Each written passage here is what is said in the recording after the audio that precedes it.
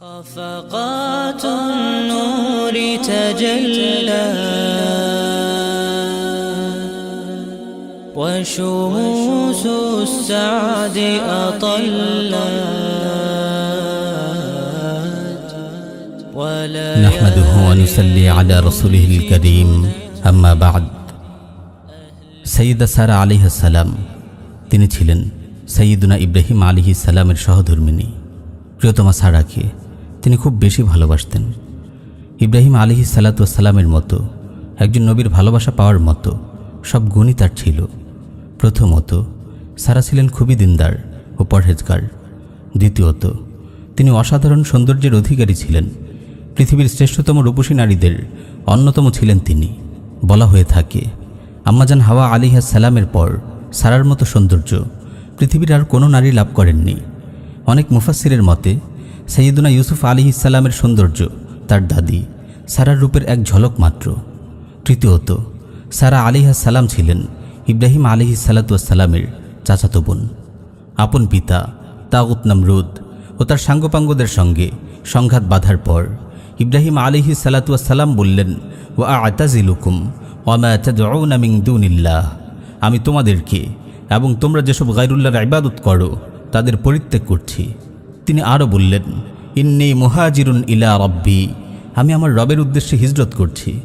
তিনি যখন নিজের দেশ ছেড়ে শাম অভিমুখে হিজরত করেন, প্রিয়তমা স্ত্রী সারাও তার সাথী হন। তিনি স্বামীর প্রতি ঈমান এনে মুসলিম হয়ে গিয়েছিলেন। মাতৃভূমি ও আত্মীয় স্বজনের মায়া ত্যাগ করে সাইয়্যিদা সারা নিজের ঈমান ও দিন বাঁচাতে স্বামীর সঙ্গে নির্দ্বিধায় হিজরত করেন। প্রিয় বোন, মা বাবা, মাতৃভূমি ও আত্মীয় স্বজনের চেয়েও একজন মুমিন নারীর কাছে তার ঈমান ও দিনই বেশি মূল্যবান।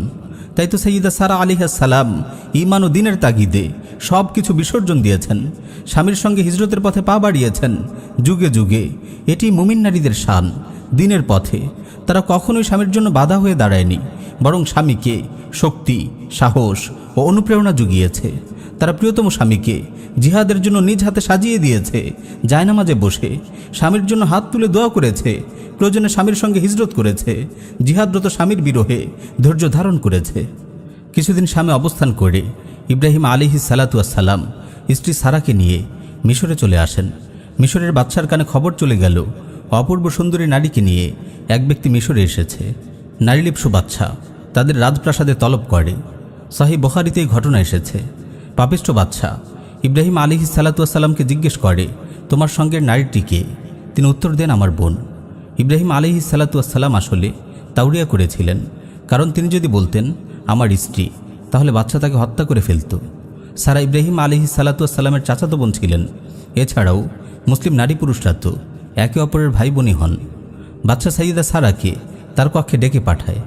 তিনি বাদশার কক্ষে প্রবেশ করে অজু করে সালাতে দাঁড়িয়ে যান। তারপর আল্লাহর কাছে দোয়া করেন, আল্লাহুম্মা ইন কুনতু আমানতু বিকা ওয়া বিরাসূলিক ওয়া আহসানতু ফারজি ইল্লা আলা যাওজি ফালা তুসাল্লিত আলাইয়াল কাফির। হে আল্লাহ, আমি যদি আপনার প্রতি, আপনার নবী ইব্রাহিমের প্রতি ঈমান এনে থাকি এবং আমি যদি আমার স্বামী ছাড়া অন্য সবার ক্ষেত্রে আমার লজ্জাস্থান হেফাজত করে থাকি, তবে আমার উপর কোনো কাফিরকে চাপিয়ে দিবেন না। বাদশা যখন কুমতলব নিয়ে সাইয়্যিদা সারার দিকে অগ্রসর হয়, আল্লাহর ইচ্ছায় সাথে সাথে তার নিঃশ্বাস বন্ধ হয়ে যাওয়ার উপক্রম হয়। ছটফট করতে করতে সে মাটিতে পদাঘাত করতে থাকে। তার মরণাপন্ন অবস্থা দেখে সারা দোয়া করেন, আল্লাহ, বাচ্চা যদি মারা যায় লোকেরা বলবে তাকে আমি মেরে ফেলেছি। এই দোয়ার ফলে বাচ্চা ভালো হয়ে যায়। পুনরায় সে কুমতলবে সাইয়্যিদা সারার দিকে অগ্রসর হয়। তিনি পুনরায় আল্লাহর কাছে দোয়া করেন। নিঃশ্বাস বন্ধ হয়ে বাচ্চা আবার ছটফট করতে শুরু করে। এভাবে সে 3 বার সাইয়্যিদা সারার দিকে অগ্রসর হয়। 3 বারই তার একই অবস্থা হয়। অবশেষে সে হাল ছেড়ে দেয় আর তার লোকদের বলে, তোমরা আমার কাছে এক শয়তান নিয়ে এসেছ। সাইয়্যিদা সারার এই দিনদারি ও তার প্রতি আল্লাহর সাহায্য দেখে বাচ্চা ভীষণ মুগ্ধ হয় এবং তার সেবা করার জন্য হাজার নামের এক তরুণীকে তাকে উপহারস্বরূপ প্রদান করে। প্রিয় বোনেরা, এই জাহিলি রাষ্ট্র ব্যবস্থায় নারীদের ধর্ষণ নিত্যনৈমিত্তিক ঘটনায় পরিণত হয়েছে। আমাদের মা বোনেরা আজ কোথাও নিরাপদ নয়। তাই সাইয়্যিদা সারার এই ঘটনা থেকে মা বোনদের অনেক কিছু শেখার আছে। প্রতিদিন আল্লাহর কাছে বেশি বেশি দোয়া করুন, আল্লাহ যেন সব ধরনের দুর্ঘটনা থেকে আপনাকে হেফাজত করেন। পাপিষ্ঠ বাদশার মুখোমুখি হয়ে সাইয়্যিদা সারা কত আত্মবিশ্বাস ও প্রত্যয় নিয়ে দোয়া করেছে দেখুন। কত স্পষ্ট ভাষায় বলেছেন, আমি স্বামী ছাড়া সবার কাছ থেকে নিজের লজ্জাস্থানের হেফাজত করেছি। এমন একজন সতীসাধী মুমিন নারীকে আল্লাহ কি সাহায্য করবেন না? যখনই মুসিবতে পড়বেন আপনার ন্যাক আমলের ওসিলা দিয়ে আল্লাহর কাছে দোয়া করুন। বাইরে বের হওয়ার সময় কোনো মাহরামের সঙ্গে বের হন, সর্বাঙ্গে বোরকা জড়িয়ে নিজের সৌন্দর্য ঢেকে বের হন। নিজের জীবন ও যৌবনকে পুত পবিত্র রাখুন।